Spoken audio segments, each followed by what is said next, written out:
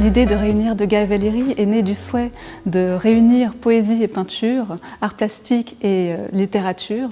Et il se trouve que Degas a fait l'objet d'un livre très intéressant écrit par Paul Valéry, qui est très souvent cité, mais paradoxalement encore très méconnu.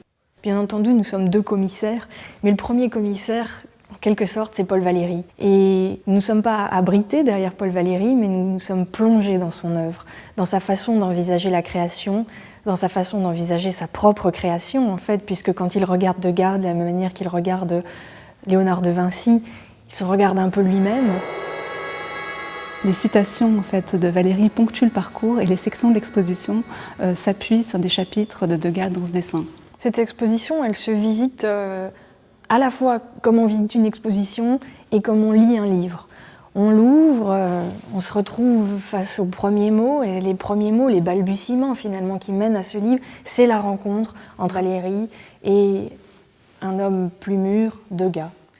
Degas, notamment à la fin de sa vie, n'accueillait vraiment pas n'importe qui auprès de lui et ne faisait pas entrer dans son atelier n'importe quel littérateur. D'ailleurs, Valéry n'a écrit Degas dans ce dessin que bien longtemps après la mort de Degas. Degas n'aurait pas accepté de son vivant un écrit sur lui de cette manière.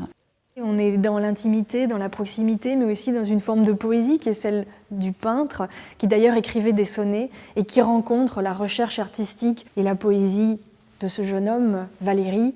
Valéry s'intéressait à l'art de dessiner aussi, aux gestes du dessin, aux gestes de la main. Il regarde sa main en train d'écrire, il se regarde lui-même à travers des autoportraits, il a aussi dessiné des danseuses. Il s'y intéressait intimement, pratiquant en fait cet art.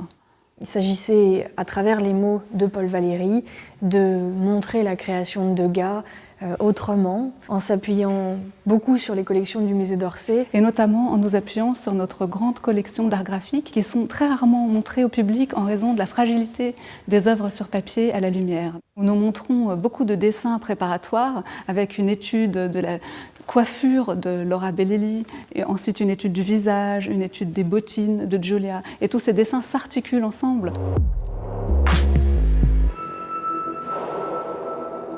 Il a énormément travaillé. Par exemple, telle danseuse se grattant le dos, dans tel tableau, a été préparé par des dessins faits d'après nature, de modèles posant dans son atelier.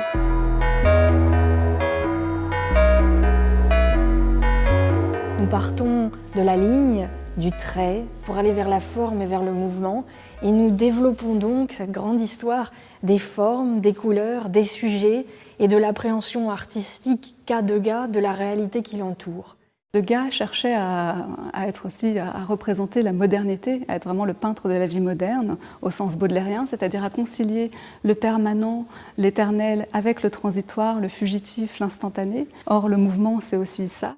Et ce principe, évidemment, c'est celui du cinématographe qui va, quelques dizaines d'années plus tard, être l'aboutissement des recherches du XIXe siècle sur l'animation de l'image et du mouvement.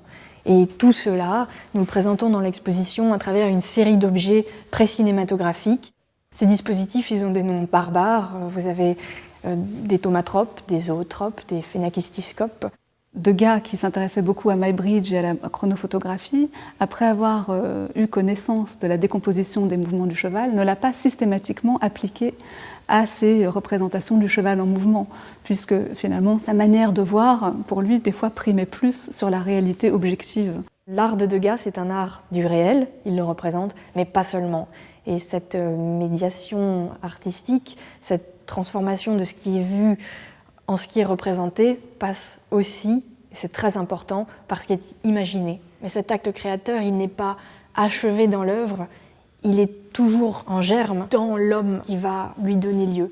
Et ça, c'est sans doute la plus jolie chose qu'a dit Valéry, c'est que la création, elle s'inscrit en Degas, et il a eu la chance de la voir en lui parce qu'il a été son ami, mais elle s'inscrit en tout un chacun, et chez certains en particulier, elle est plus géniale que chez d'autres, et elle continue de nous ravir.